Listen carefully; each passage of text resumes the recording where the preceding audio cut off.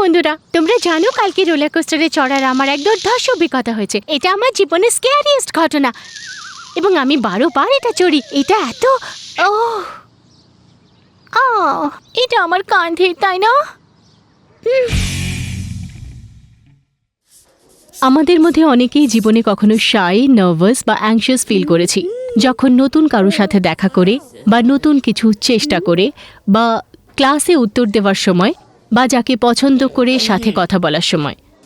যখন তোমরা শাই, নার্ভাস বা অ্যাংশিয়াস ফিল করবে তখন পেটে গুড়গুড়ানি বা হার্ট বিটের গতি বেড়ে যাবে বা হাতে তালু ঘামে ভিজে যাবে।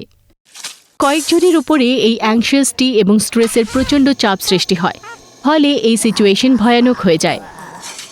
এতটাই ভয়ানক যে সেই ব্যক্তি রোজকার সাধারণ সোশ্যাল সিচুয়েশনেও পার্টিসিপেট করতে ভয় পায়। এই পরিস্থিতিকে বলা হয় সোশ্যাল অ্যাংজাইটি বা সোশ্যাল ফোবিয়া।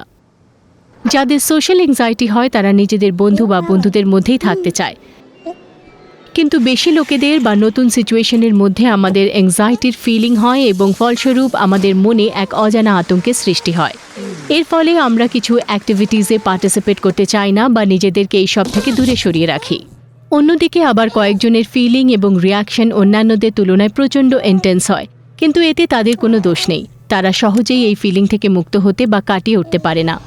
যখন আমাদের মাইন্ডে থটস এবং আতঙ্ক প্রচণ্ড মাত্রায় হয়ে যায় সেই পরিস্থিতি হলো সোশ্যাল অ্যাংজাইটি। কিন্তু কয়েকটি উপায় আছে সোশ্যাল অ্যাংজাইটি থেকে মুক্ত হওয়ার। আমাদের কোনো ট্রেন্ড স্কুল কাউন্সিলর বা সোশ্যাল ওয়ার্কার বা সাইকোলজিস্টের পরামর্শ নিয়ে এই সোশ্যাল অ্যাংজাইটি থেকে মুক্ত হতে পারি। তাদের এই সোশ্যাল অ্যাংজাইটির কারণ বা পরিস্থিতি জানিয়ে এর মোকাবিলা করতে সহায়তা করে জীবন আবার আনন্দময় করতে পারি। আবার দেখা হবে। teenbook.in বা amaze.org তে আসতে ভুলবেন না, বা আমাদের ইউটিউব চ্যানেল অবশ্যই দেখবে। বাই।